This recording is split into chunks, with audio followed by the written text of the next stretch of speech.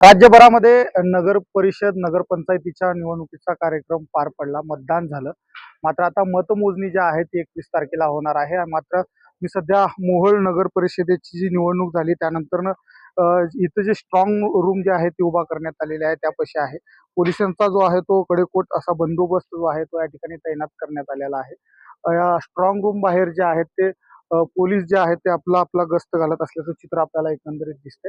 मात्र दुसरीकडे शिवसेना ठाकरे गटाकडून जे आहे ते या ठिकाणी पहारा जो आहे तो या ठिकाणी देत असल्याचं चित्र आपल्याला या ठिकाणाहून दिसतंय. खरं तर शिवसैनिक जे आहेत ते शिवसेना ठाकरे गटाचे जे आहेत त्यांच्याकडून हा जो पहारा जो आहे तो या स्ट्रॉंग रूम बाहेर जो आहे तो देण्यात येतोय. खरं तर मोहोळ नगर परिषदेची निवडणूक जी आहे ती बहुरुंगी झाली आणि मात्र शिवसेना ठाकरे गट जो आहे तो या ठिकाणी पहारा देत असल्याचं चित्र दिसतंय. रात्रीची वेळ आहे आणि या ठिकाणी शिवसैनिक जे आहेत ते वेळेनुसार जे आहेत या ठिकाणी पहारा देत असतात. काय सांगाल एकंदरीत आपण या ठिकाणी पहारा देताय, पोलीस प्रशासनावर विश्वास नाही आहे?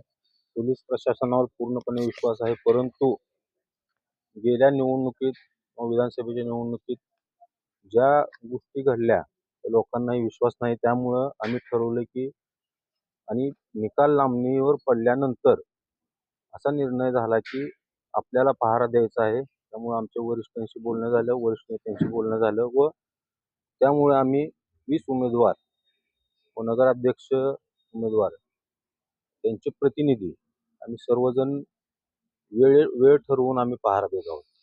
या ठिकाणी पहारा देताय, आपल्याला काय पोलीस प्रशासनानं परवानगी दिली का नाही? आम्हाला परवानगी दिलेली नाही. त्यामुळं आम्हाला थोडे कार्यकर्ते व उमेदवार व प्रतिनिधी यांनाच येऊन पहारा द्यावा लागतोय. जर आम्हाला परवानगी दिली असती तर आम्ही जास्त संख्येने जमून रात्रंदिवस इथंच थांबून आम्ही पहारा दिला असता. कसं आहे पहाऱ्याचं रुटीन एकंदरीत? किती कार्यकर्ते आहेत? आमचे 24 तासामध्ये आमचे एकूण 50 ते 60 कार्यकर्ते व उमेदवार व त्यांचे प्रतिनिधी ते आम्ही पहारा देत असतो.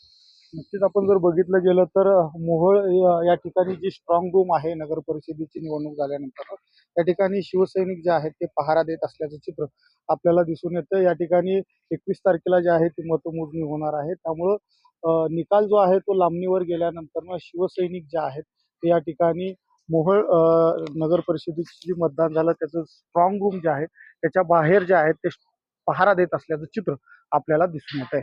अनिकेत गायकवाड, पुढारी न्यूज, मोहोळ, सोलापूर.